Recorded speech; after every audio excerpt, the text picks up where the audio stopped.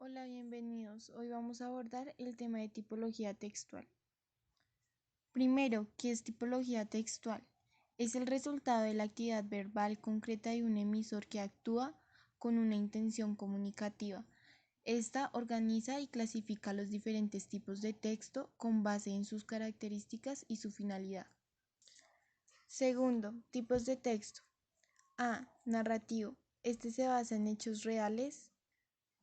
Tiene como estructura la apertura, el conflicto y por último el cierre. Ejemplos: los cuentos, las novelas, los mitos, las leyendas, las crónicas, etc. B. Argumentativo. Expresa opiniones o convencer con razones. Su estructura se basa en la presentación de una tesis, demostración y por último una conclusión. Ejemplos: publicidad, propaganda, discurso, ensayo, opiniones, etc. C. Descriptivo. Indicar características ya sea personas, animales, objetos, etc.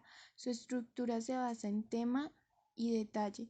Se utilizan adjetivos y verbos en presente o en pasado imperfecto. Unos ejemplos son los postales, diccionarios, enciclopedias, catálogos, etc. D. Expositivo o explicativo. Informar para generar o ampliar un conocimiento sobre algún tema. Su estructura se basa en la introducción, desarrollo y por último la conclusión. Algunos ejemplos son las noticias, los libros de texto, informes, monografías, etc. E. Instructivo. Dirigen una secuencia de pasos. Su estructura es el título, elementos y pasos a seguir. Algunos ejemplos son los manuales, reglamentos, guías, prescripciones, etc. F. Dialogado. Representar por medio de palabras las conversaciones entre interlocutores. Su estructura se basa en el saludo, desarrollo de la conversación y por último la despedida. Algunos ejemplos son las piezas teatrales, entrevistas, conferencias, monólogos, etc. G. Conversacional. Expresa emociones, preguntas y ordena.